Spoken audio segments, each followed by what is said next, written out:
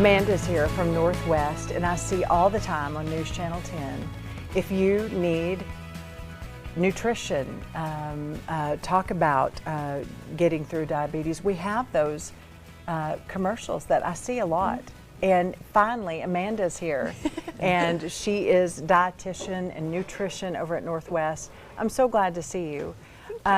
I didn't know that there was a month. There's a month for everything now. I know. But I think we can talk about diabetes a lot. I think every day. We don't need a special time. Yes, definitely. I mean, it's a chance for us to have awareness that it's very common, not to feel shame or guilt from that, but instead have awareness of, okay, I could be at risk, I need to get checked out. And we're really happy to have these resources in town at Northwest Hospital.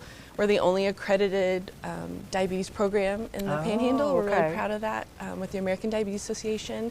So we have a team of registered dietitians and diabetes educators to help meet people where they're at for individually understanding their diagnosis, treatment, and how to have good quality of life. What's, we say type 1, type 2. What is it nowadays? We're going into Thanksgiving. What really is it? What do we really need to know? Because sometimes I'm like, what is It's very diabetes? Confusing, yet we hear so much about it. We do. But diabetes is when your body's unable to take the glucose from your body and take it out of your blood and put it into your cells so that you have electricity, essentially. Okay. So every time we eat food, that food gets broken down and turned into electricity. And the pancreas is responsible for making insulin. And so it's really a pancreatically challenged problem. That's what diabetes is. Okay. Where the pancreas is either completely shut down, no longer makes insulin. That's a type 1 diabetes situation. And then type 2 diabetes is when that pancreas is still making insulin, but it's not quite doing its job well. So a person will slowly start to have little red flags from their body that something's not quite right. And that's really the scariest part, is that you can be walking around with a glucose that's high and not really feel that differently. So it can feel kind of like the flu. It can feel kind of like you need to go to the bathroom a little bit more frequently. You could feel fatigued. You could feel hungry even though you've eaten. You could have a very significant weight loss. You could have vision changes. But all of those things are just little red flags your body's telling you something's not quite right. Right. And so.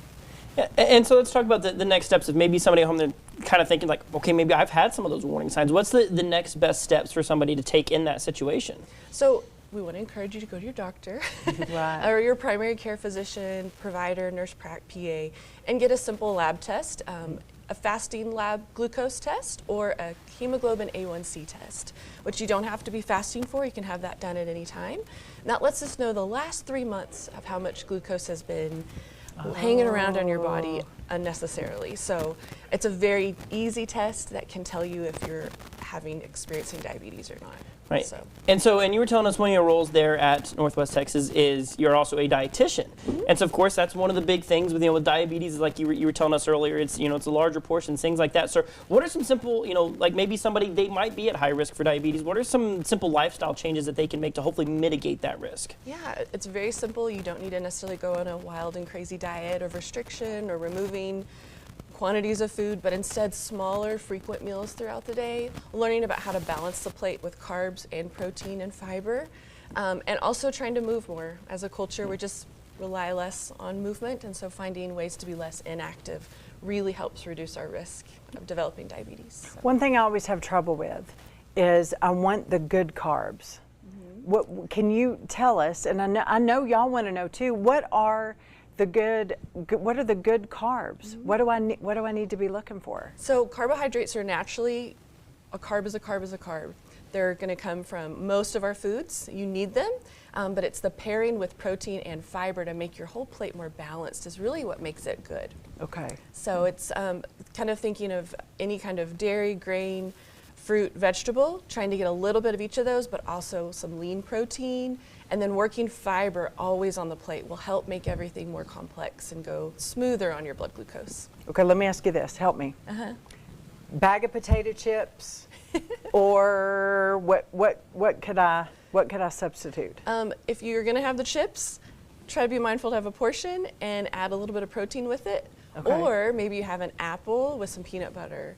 Or if you want some crunch, maybe you have some carrots and hummus and dip. So trying to think of not a chip, it's not so much the chip's the problem, but it's going to go through you more quickly and you're going to be hungry again more soon. Yeah. So Beef jerky, pickles. yeah, with maybe like a piece of fruit or a vegetable. Okay. Yeah. Okay.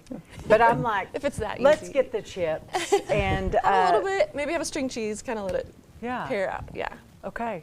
How can we get to talk to you more Yeah. at Northwest? Because I know there's so many people that need your services. So they can call directly 806-354-1201. I do all my own scheduling for our program.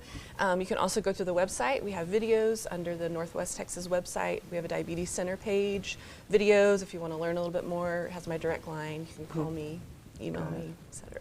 Awesome, Amanda. I'm Yeah. so glad you came. Thank we y'all need for we having need to me. check in more with you. Well, have me anytime. Yes. Well, thank you. Thank you for coming. Thanks so Appreciate much. you.